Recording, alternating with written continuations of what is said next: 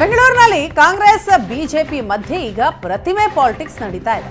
ರಾಜಕೀಯ ನಾಯಕರ ಪ್ರತಿಮೆಗೂ ಕೂಡ ನೀತಿ ಸಂಹಿತೆಯ ಎಫೆಕ್ಟ್ ತಟ್ಟಿದೆ. ರಾಜೀವ್ ಗಾಂಧಿ ಪ್ರತಿಮೆಗೆ ಮುಸುಕು ಹಾಕಿದ ಬಿಬಿಎಂಪಿ.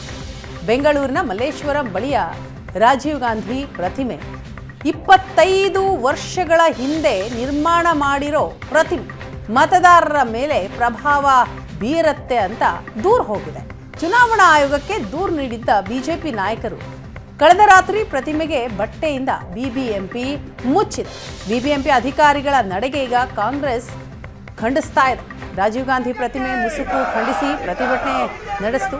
ಆಯೋಗ ಬಿಜೆಪಿಯ ಕೈಗೊಂಬೆ ಆಗಿದೆ ಅಂತ ಪ್ರತಿಭಟನಾಕಾರರು ಆಕ್ರೋಶ ವ್ಯಕ್ತಪಡಿಸಿದರು. ಪ್ರತಿಮೆಗೆ ಮುಚ್ಚಿರುವ ಮುಸುಕು ತೆಗಿಲೇಬೇಕು ಅಂತ ಪಟ್ಟು ಹಿಡಿದರು.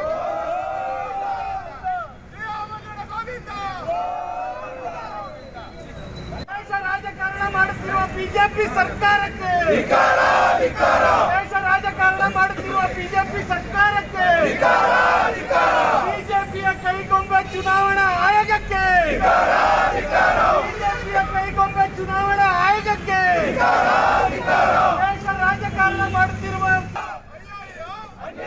ಬೆಂಗಳೂರಿನಲ್ಲಿ ನಡೀತಾ ಇರುವಂತಹ ಪ್ರತಿಭಟನೆಯ ದೃಶ್ಯವನ್ನ ನೀವು ನೋಡ್ತಾ ಇದ್ದೀರಿ.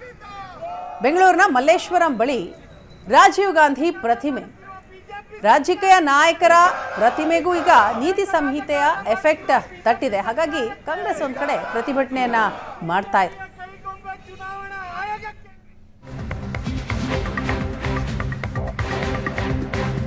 ದೋಸ್ತಿ ನಾಯಕರ ಸಮನ್ವಯ ಬಳಿಕವೂ ಶೀತಲ ಸಮರ. ಹಾಸನ ಮೈತ್ರಿ ನಾಯಕರ ಮಧ್ಯೆ ಗೊಂದಲ ಮುಗಿಯುವ ಹಾಗೆ ಕಾಣಿಸ್ತಾ ಇಲ್ಲ. ರೇವಣ್ಣ ಕುಟುಂಬ ಪ್ರೀತಂ ಗೌಡ ನಡುವೆ ಜಂಗಿ ಕುಸ್ತಿ. ದೋಸ್ತಿ ನಾಯಕರ ಸಮನ್ವಯ ಬಳಿಕವೂ ಕೂಡ ಶೀತಲ ಸಮರ. ನಮ್ಮ ಪರ ಕೆಲಸ ಮಾಡಲು ಪ್ರೀತಂ ಗೌಡಗೆ ಸೂಚನೆ ಕೊಡಿ. ಬಿಜೆಪಿ ನಾಯಕರಿಗೆ ಜೆಡಿಎಸ್ ನಾಯಕರು ಮನವಿ ಮಾಡಿದ್ದಾರೆ. ಅಶ್ವತ್ಥ ನಾರಾಯಣ ಜೊತೆ ಚರ್ಚೆ ಮಾಡಿದ ಪ್ರಜ್ವಲ್ ರೇವಣ್ಣ ಹಾಗೂ ಎಚ್.ಡಿ. ರೇವಣ್ಣ. ಮೈತ್ರಿ ಅಭ್ಯರ್ಥಿಗೆ ಪ್ರೀತಂ ಅಂಡ್ ಟೀಮ್ ಡ್ಯಾಮೇಜ್ ಮಾಡ್ತಾ ಇದ್ದಾರೆ. ಅಶ್ವತ್ಥ ನಾರಾಯಣಗೆ ದೂರು ನೀಡಿದ್ದಾರೆ ಪ್ರಜ್ವಲ್.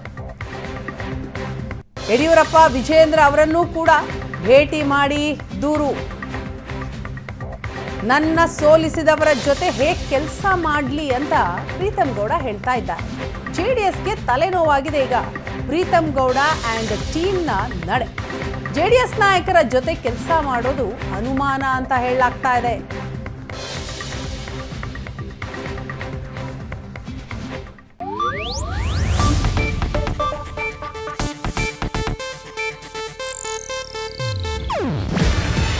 ಇದು ಏಷ್ಯಾನೆಟ್ ನ್ಯೂಸ್ ನೆಟ್ವರ್ಕ್ ಪ್ರಸ್ತುತಿ. ನೀವು ನೋಡ್ತಿದ್ದೀರಾ ಏಷ್ಯಾನೆಟ್ ಸುವರ್ಣ ನ್ಯೂಸ್.